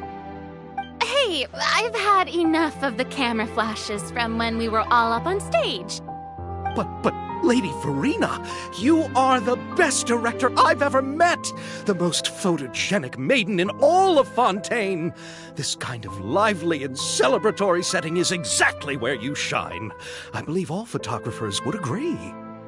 Come, the brightest star of our land! Show us your light! The camera is waiting to sing praises of your beauty! Well, I'm flattered, but...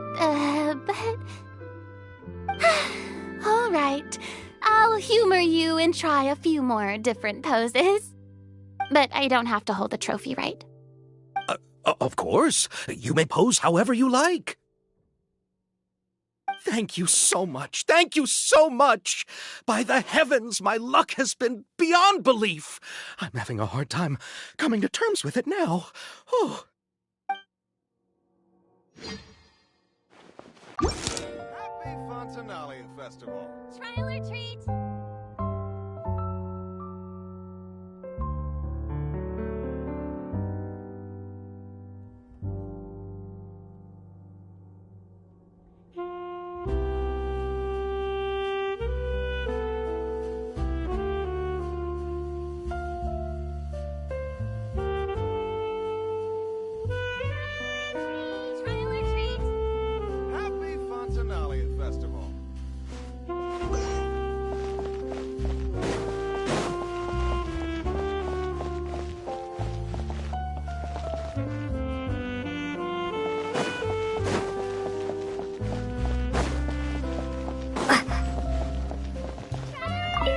Miss Yoimiya, we haven't had the chance to talk, but please accept my thanks for everything you've done over the past few days. Oh, but I feel like I didn't do anything out of the ordinary.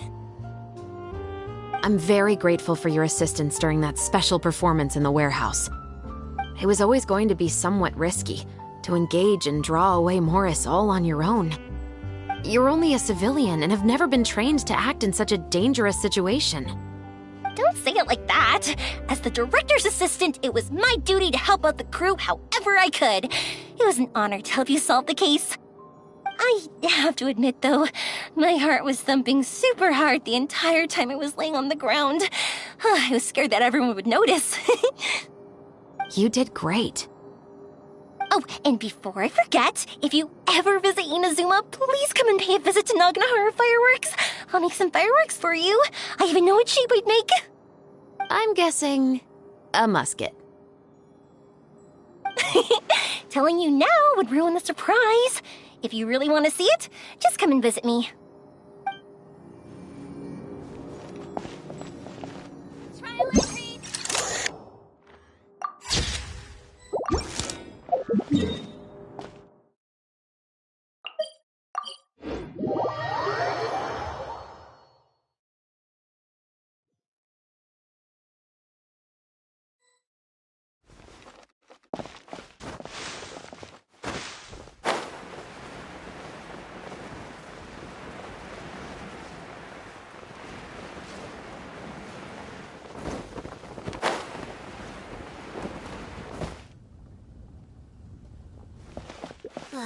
The tea here just keeps getting more bitter.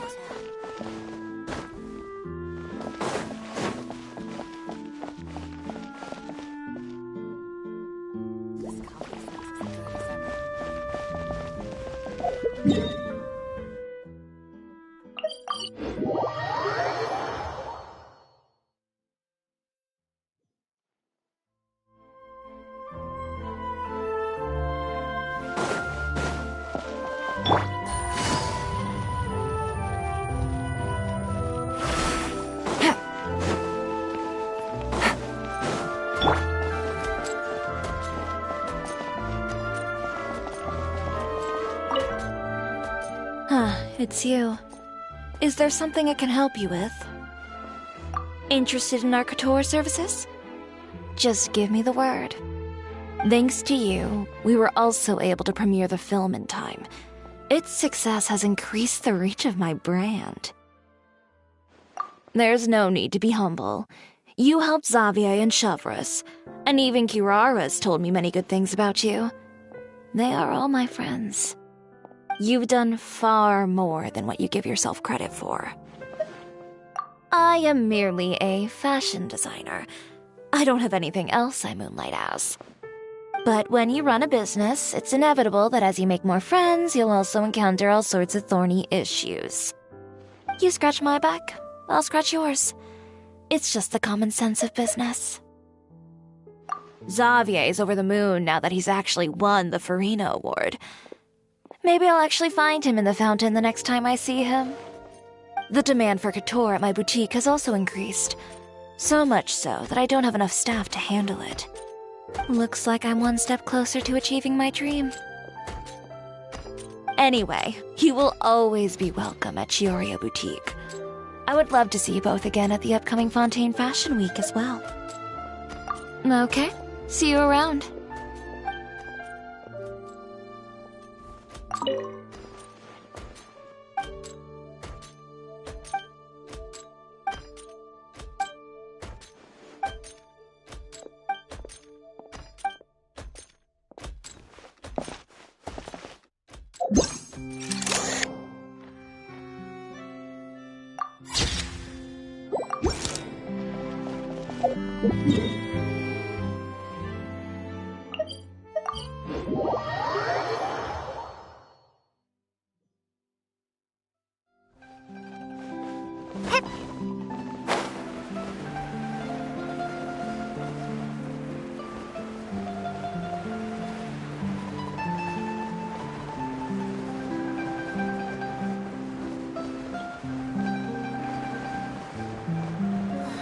The tea here just keeps getting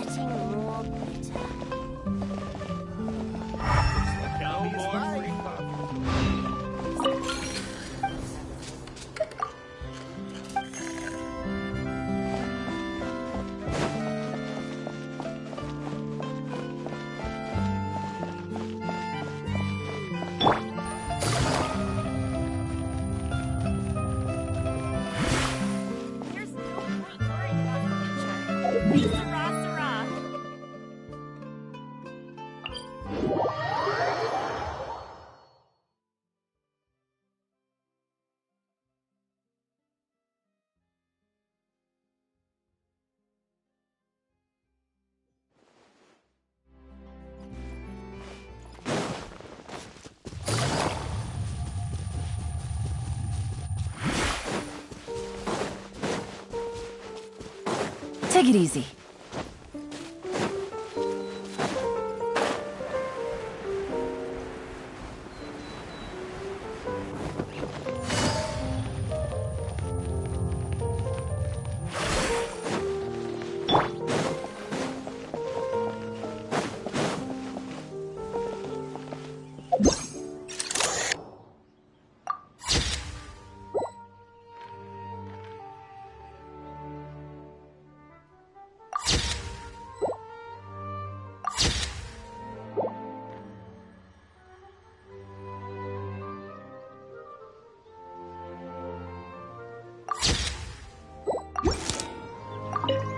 I'm so glad we were able to complete the film.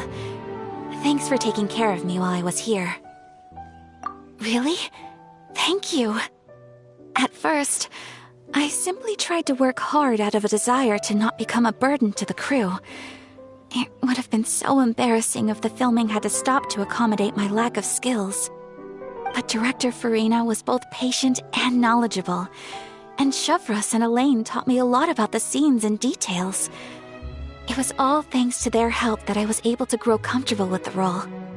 And even with all of that said, I still got a little flustered with praise. Especially since everyone, including you, were complimenting me at the end. Yes, I visited many places with Yoimiya in between the filming sessions. The elegant streets, the beautiful flowers and greenery, and the dreamlike underwater world. Everything I saw will shine like stars in my memories. It also brings me joy to think that perhaps you've marveled at those exact wonders as well.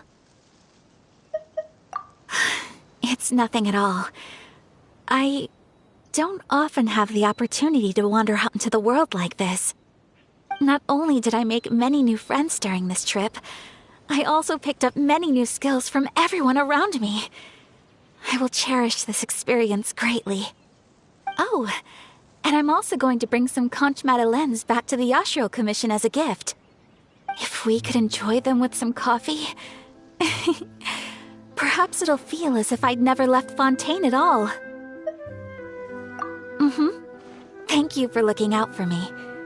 Please do take care of yourself during your adventures as well. If the stars align, we'll see each other in Inazuma again.